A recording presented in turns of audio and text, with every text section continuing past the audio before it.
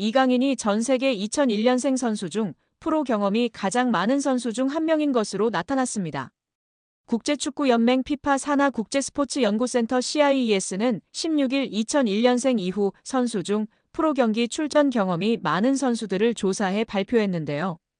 이강인은 전 세계에서 활약하는 2001년생 선수 중 프로 경기 경험이 6번째로 많은 것으로 나타났습니다. 이강인은 16.8세의 나이로 자신의 프로 데뷔전을 치렀고 그동안 286경기에 출전했습니다. 이강인은 매년 평균 39.1경기에 출전한 것으로 나타났습니다. 2001년생 선수 중에선 레알 마드리드의 호드리고의 프로 경험이 가장 많은 것으로 드러났습니다. 호드리고는 379번의 공식 경기에 출전했고 해마다 평균 50.9경기에 출전한 것으로 나타났습니다. 2001년생 선수 중에선 호드리고에 이어 레알 소시에다드 쿠보의 프로 경험이 두 번째로 많았고 나이트, 사카, 알베르토가 뒤를 이었습니다. 이강인은 지난 2019년 국제축구연맹 20세 이하 월드컵에서 대회 득점왕 홀란드를 제치고 골든볼을 수상하며 전 세계 최고 유망주로 인정받기도 했습니다. 벨기에 신성 케털라러는 이강인에 이어 전 세계 2001년생 선수 중 프로 경기 경험이 7번째로 많은 것으로 나타났습니다.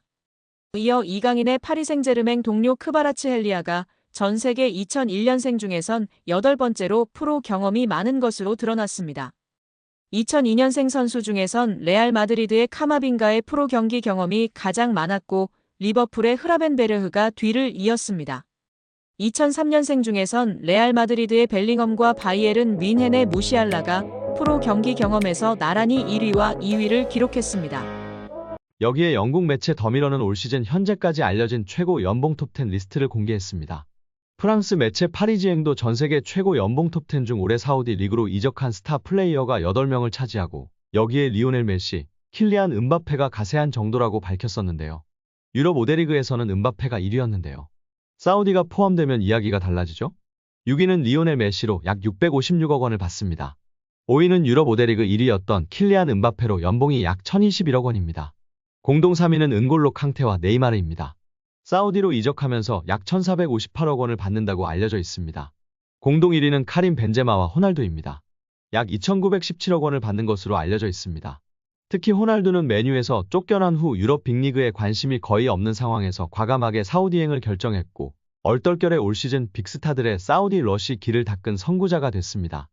2021년을 기준으로 이강인은 주금 6,000파운드 약 889만 원에 연봉 31만 2,000파운드 약 4억 6,240만 원을 받았던 것으로 알려졌었는데요. 23년 여름 파리 생제르맹으로 이적하면서 당시에는 연봉 등 계약 조건이 공식적으로 발표되지는 않았지만 이적료는 약 2,200만 유로 약 313억 원에 달하며 그중 20%는 새로운 조항에 따라 이강인이 연봉 외 보너스 상여금로 약 50억 원을 수령한다고 전해졌었습니다. 김민재는 2028년까지 5년 계약을 체결했다고 발표했습니다. 이적의 세부 사항은 공개하지 않았지만 현지 매체에서는 김민재의 연봉을 1,200만 유로 약 170억 원으로 추정하고 있습니다.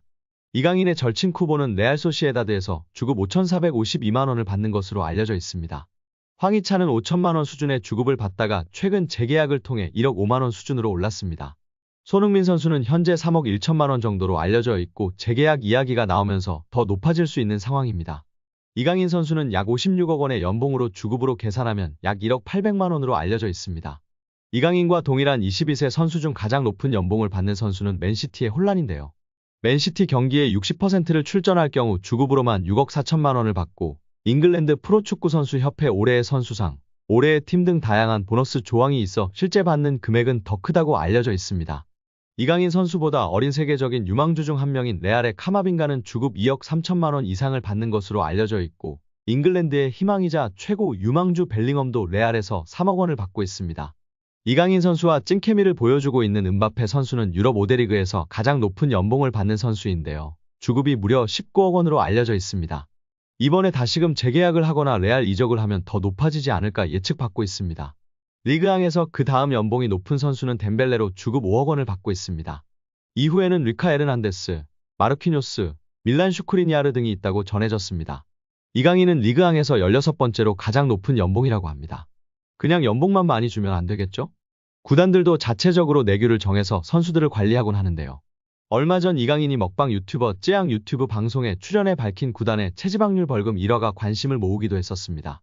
당시 방송에서 친누나 이정은, 개그우먼 김민경, 유튜버 쯔양과 삼겹살 먹방을 하던 이강인은 당시 스페인 팀에서의 선수 관리법을 언급했는데요. 그는 시즌이 들어가면 한 달에 한 번씩 체지방을 잰다며 체지방 몇 이런 식으로 재서 한도를 초과하면 벌금을 낸다고 말했습니다. 벌금을 얼마나 내냐? 는 질문에 이강인은 진짜 많이 내는 곳은 한 일주일에 한 번씩 하는데 200만 원씩도 낸다. 그 말에 다른 멤버들을 깜짝 놀라게 했습니다. 이어 많이 나오는 선수들은 막 400만 원도 낸다고 설명했습니다. 옆에 있던 이강인 누나 이정은은 선수들은 많이 버니까 조금씩 내면 사실 그냥 내고 먹지 않냐고 부연했는데요. 김민경은 무슨 말인지 알 것 같다며 고개를 끄덕였습니다. 실제 축구 선수들의 평균 체지방률은 11% 이내로 엄격하게 관리되는 것으로 알려졌습니다. 잉글랜드 프리미어리그에서 활약 중인 황희찬은 MBC 나 혼자 산다에 출연해 식단 관리와 운동으로 체지방률을 8%까지 낮췄다고 밝혀 관심을 끌기도 했습니다.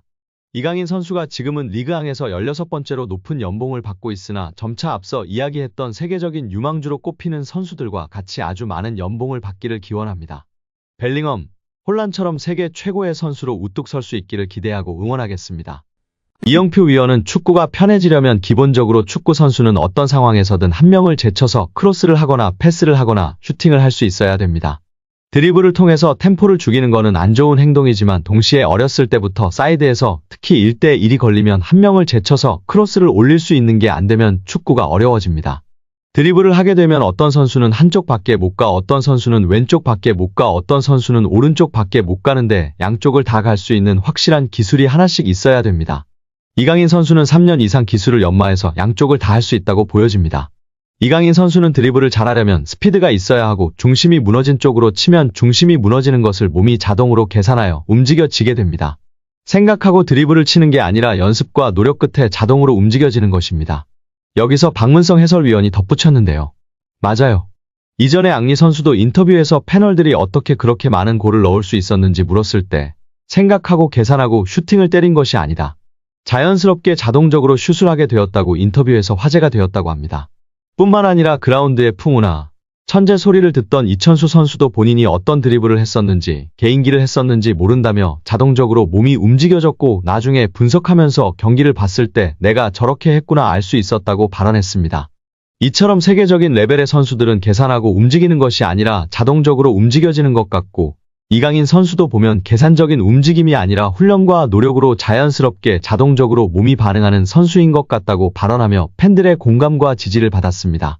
이어 이영표 위원은 이강인 선수가 재능은 기본적으로 있었겠지만 훈련과 노력이 없이는 만들어질 수가 없습니다.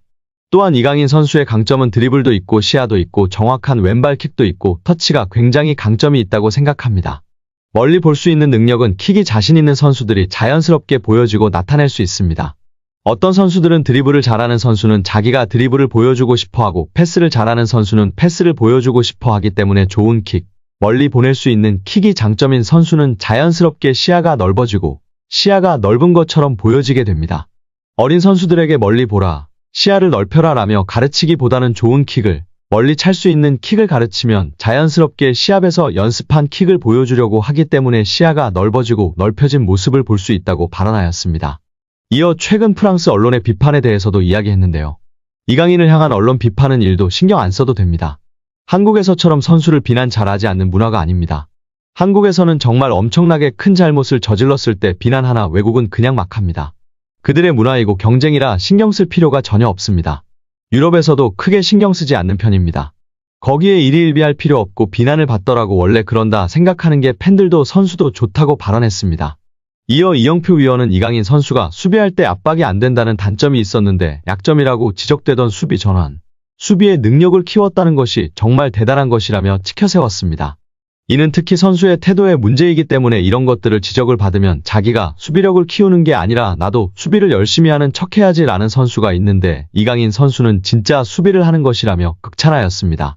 특히 이런 태도를 갖고 있는 선수는 길게 선수 생활을 하고 겸손하기 때문에 대성하는 경우가 많다고 발언했습니다. 지난 겨울부터 아스널과 노팅엄 포레스트, 토트넘 호스퍼 등 EPL 구단과 꾸준히 연결된 이강인은 최근 맨유와 다시 접점을 구축하며 올드 트래포드 입성 가능성이 제기되고 있습니다.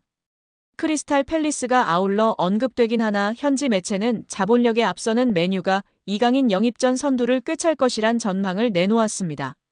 아모링 맨유 감독까지 이강인을 높이 평가하며 동향을 주시하고 있는데요. 파리 생제르맹 소식을 전문적으로 다루는 VIPSG는 이강인과 PSG는 이제 끝났다.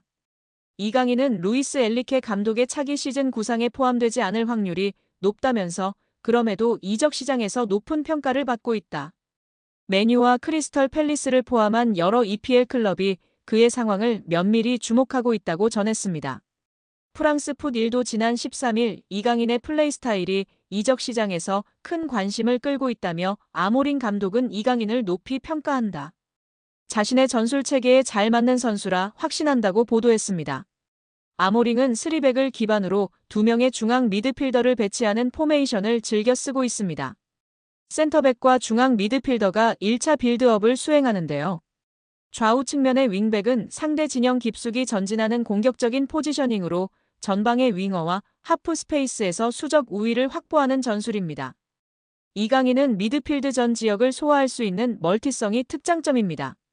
주 포지션인 중앙 공격형 미드필더는 물론 좌우 측면의 포진에 3톱으로도 기용 가능하고 폴스 9, 세컨드 스트라이커 경험도 있습니다.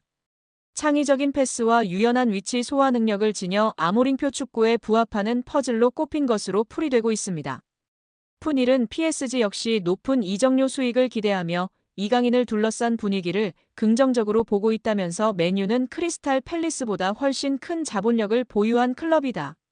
이강인 영입을 위한 준비가 재정적으로 완비돼 있다며 신임 감독의 호감과 자본 측면에서 이강인의 맨유행 가능성을 점쳤습니다. 물론 사우디아라비아와 연결도 여전히 살아있는데요. 이강인을 사우디 프로페셔널 리그를 대표하는 차세대 슈퍼스타로 육성하길 원합니다. VIPSG는 현재 가장 구체적인 이강인 영입 제안을 건넨 곳은 사우디 구단들이다.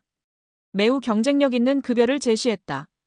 트랜스퍼마르크트가 추산한 예상 이적료 3천만 유로 약 483억 원의 몇 배가 넘는 금액을 제안한 것이라고 알렸습니다. 풋1도 복수의 사우디 구단이 PSG와 이강인에게 거액의 오퍼를 제시할 준비를 마쳤다고 전했습니다. 그러나 현지에서도 20대 초반인 이강인이 유럽 5대 리그에서 커리어를 이어갈 확률이 높다 보는 분위기입니다.